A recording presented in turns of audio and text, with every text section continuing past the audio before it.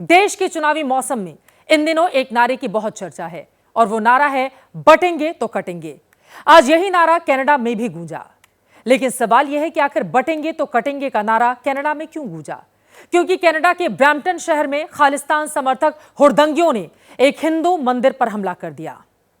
हिंदू श्रद्धालुओं से मारपीट की गई, उनको धमकाया गया, जिसके बाद ब्रैम्पटन का हिंदू समुदाय मंदिर के बाहर एकजुट हुआ और वहां पर मौजूद पुजारी ने बटोगे तो कटोगे वाला नारा बुलंद करते हुए कहा कि कनाडा में भी सारे हिंदुओं को एक होना पड़ेगा। सुन लो, अभी भी कह रहे हैं बटोगे तो बटोगे। अब ये एक हमला कोई हिंदू सभा पर नहीं है। ये मत सोचना कि हिंदू सभा के ऊपर हमला होगा। ये हमला पूरे वर्ष में दुनिया में जितने हिंदू हैं सबके ऊपर है।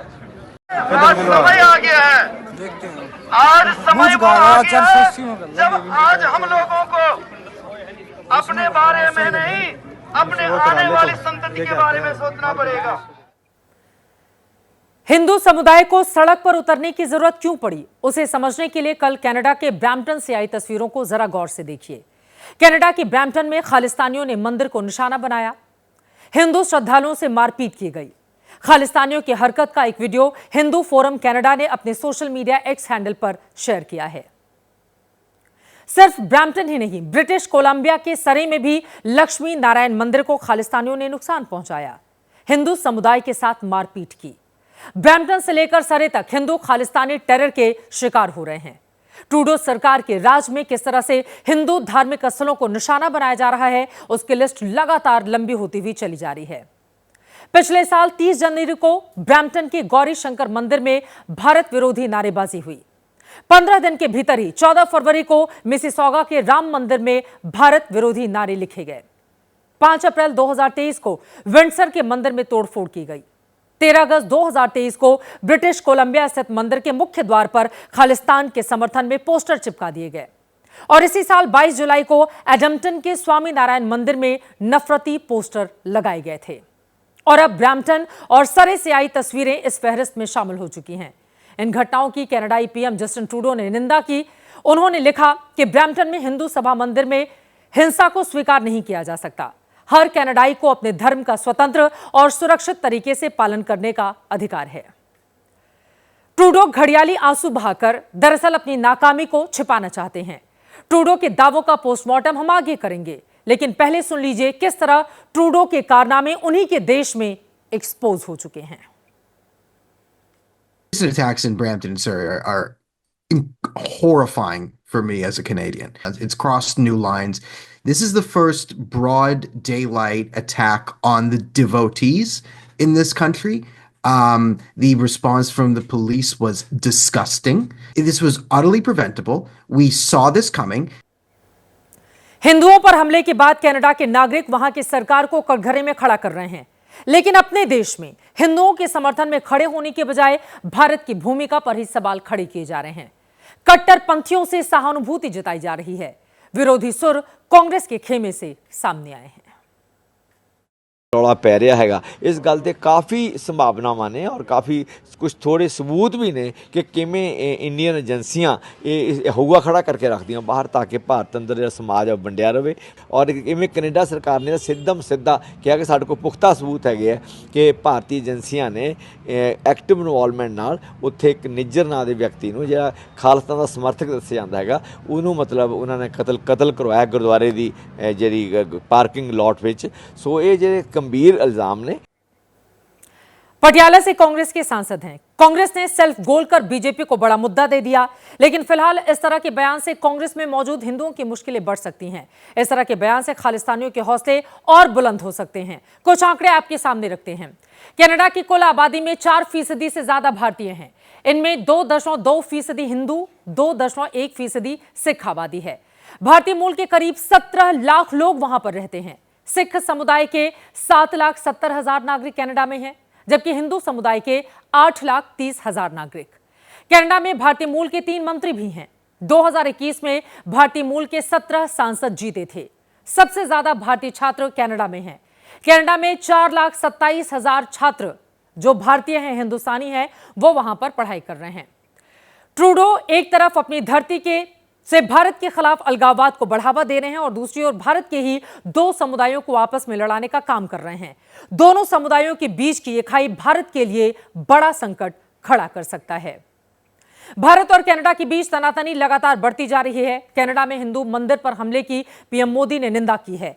प्रधानमंत्री नरेंद्र मोदी ने सोशल मीडिया एक्स पर पोस्ट किया है। उन्होंने लिखा है, मैं कनाडा में एक हिंदू मंदिर पर जानबूझकर किए गए हमले की कड़ी निंदा करता हूं।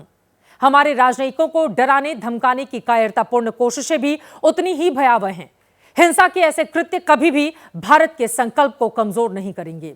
हम कनाडा सरकार से न्याय सुनिश्चित करने और कानून के शासन को बनाए रखने की उम्मीद करते हैं। कनाडा के ब्रैम्पटन में हिंदू मंदिरों में तोड़फोड़ और हिंदुओं के साथ मारपीट की घटना कल की है, लेकिन इसकी जड़ें बेहद पुरानी। भारत में खालिस्तान का बीज बोते बोते कनाडा में ही खालिस्तान का वट वृक्ष बन चुका है। इस वट वृक्ष को कैसे वहां की सरकार खाद पानी दे रही है? अपनी सियासी जमीन बचाने के लिए जस्टिन ट्रूडो कनाडा की राष्ट्र नीति को भी तार तार करने से नहीं चूक रहे। बताएंगे कैसे उम्मीदों का एक देश आज आतंकवादियों के लिए स्वर्ग बन गया है। एक एक सबूत दस्तावेजों की शक्ल में आपके सामने पेश होने जा रहा है। देखिए एबीपी न्यूज की यह खास पेशकश आतंक का अड्डा ऑपरेशन कनाडा सुपर एक्सक्लूसिव जनहित के लिए।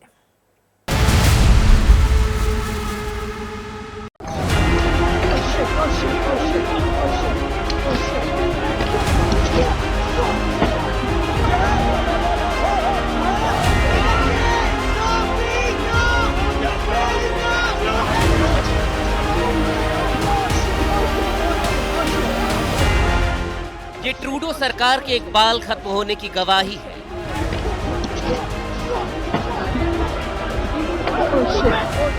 उदारवाद और मानवाधिकार के झंडा बरदार जस्टिन ट्रूडो के राज में कनाडा का खालिस्तानीकरण हो चुका है।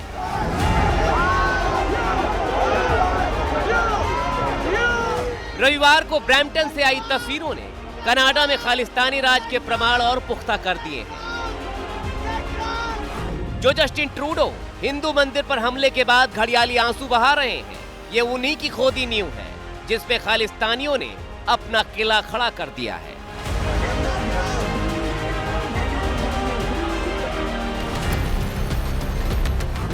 ये कनाडा की न्यू डेमोक्रेटिक पार्टी का नेता जगमीत सिंह है। पार्टी का नाम भले ही डेमोक्रेटिक हो, लेकिन कनाडा में कट्टरपंथ की दुकान इसकी शय पर खूब फल फूल रही है। ट्रूडो सरकार एनडीपी की बैसाखी पर टिकी हुई है। सरकार बचाने के लिए ट्रूडो किस कदर खालिस्तान के चरण चुंबक बने हुए हैं, इसकी बानगी भी देख लीजिए। वाघा बॉर्डर पर पाकिस्तानी जवान के साथ 3 और शख्स भी मौजूद हैं। सबसे बाईं तरफ आसमानी रंग की टी शर्ट में मौजूद इस शख्स का नाम परवकर सिंह दुलाई है। पाकिस्तान की जमीन पर खड़ा ये शख्स कनाडा में कई भारत विरोधी अभियानों की अगुवाई कर चुका है। कनाडा में खालिस्तान को धार देने वाले परवकर सिंह दुलाई एनडीपी नेता जगमीत सिंह का यार है। परवकार सिंह की जगमीत सिंह को आइसक्रीम खिलाने वाली तस्वीर कभी न पिघलने वाली दोस्ती की गवाही है। आतंकी परवकर के आतंकी कनेक्शन की जानकारी कनाडा सरकार को भी है। आतंकी फंडिंग के आरोप में कनाडा सरकार ने परवकार सिंह को नो फ्लाई लिस्ट में डाल दिया है। कनाडा सरकार ने बाकायदा प्रेस रिलीज जारी कर कहा है, फ्लाइट में परवकर सिंह की मौजूदगी आतंकी खतरा बढ़ा सकती है। आतंकी संगठन बब्बर खालसा भारत को लेकर कनाडा तक बैन है, लेकिन परवकर सिंह बब्बर खालसा की जैकेट पहनकर बेखौफ घूमता है। सरकार की शय के बिना यह संभव नहीं है। ये तस्वीरें बता रही हैं कि खालिस्तान को खाद पानी देते देते ट्रूडो कनाडा को ही खालिस्तान बना चुके हैं।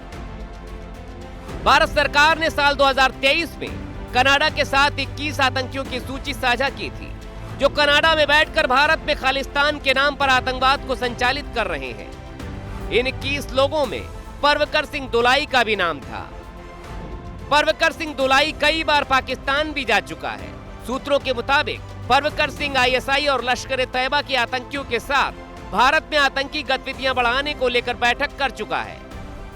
बहुत से ऐसे लोग थे जिनके बारे में हमने कनाडा को बताया था। कनाडा ने उनको नो फ्लाई लिस्ट में डाला था कि शायद ये हमारे जहाज़ों को हाईजैक कर लेंगे, अपहरण कर लेंगे, तो इनको उड़ने ना दिया जाए। इसके बावजूद उनको वहाँ पे अपने देश में शरण देते हैं। पता नहीं क्या उनके दिमाग में है कि शायद एक दिन जब उनकी सेना ख़त्म हो जाएगी कनाडा की, इन्हीं लोगों का प्रयोग करेंगे अपने नापाक इरादों को अंजाम देने के लिए। विदेश मामलों के जानकारों की माने तो कनाडा की यह हरकतें आतंकवाद को बढ़ावा देने वाली है। आज भले ही कनाडा भारत विरोधी ताकतों को छत दे रहा हो, लेकिन कल को इसी छत के नीचे कनाडा दब जाएगा। देखिए कनाडा किस तरह से खालिस्तानी आतंकियों के लिए एक सेफ हेवन है, एक सेफ पनाहगाह है, उसकी एक तस्वीर आपको हम लोग दिखाते हैं। ये आप देखिए, एक व्यक्ति है जो कि ये वो बता रहा है कि उसके ऊपर भारत में ये आरोप हैं कि वो आतंकियों को पनाह देता है, aiding Sikh militants and hiding weapons. उस व्यक्ति के साथ देखिए कनाडा ने क्या करा। कनाडा का ये आपको हम लोग दिखाते हैं आतंकी चेहरा। अब देखिए कनाडा का ये ने इस व्यक्ति को अपने देश में रेफ्यूजी दिया, शरण दी। The appeal is allowed in accordance with paragraph 111. I substituted RPD determined with own determined that appellant is a convention refugee.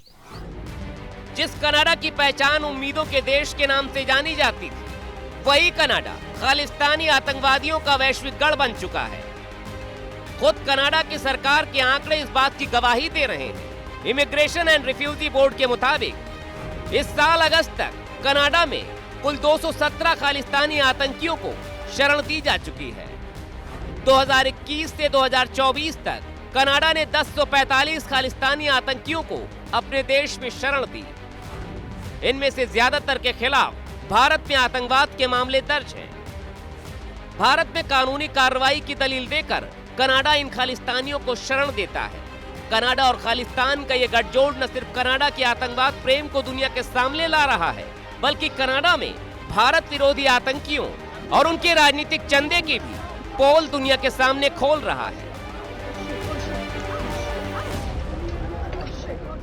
ये कनाडा में न्यू डेमोक्रेटिक पार्टी जो जगमीत सिंह की है, उस पार्टी को कितना चंदा मिला, किस किस ने चंदा दिया, उसके एक्सक्लूसिव कागजात हैं। हरदीप सिंह निज्जर, और हरदीप सिंह निज्जर ने $1000 से ज़्यादा वहाँ पर 2019 में दिए थे। और हर साल हरदीप सिंह निज्जर ना सिर्फ कनाडा की राजनीतिक पार्टियों को चंदा दिया करता था, बल्कि अपने और सहयोगियों से भी चंदा दिलवाता था। तो एक बहुत बड़ा कारण कनाडा में खालिस्तानियों को शरण देने का राजनीतिक चंदा भी है, और उसके अलावा खालिस्तान वोट बैंक भी है। Shivank Mishra, ABP news, Delhi. आतंक का अड्डा ऑपरेशन कनाडा आपने देख लिया।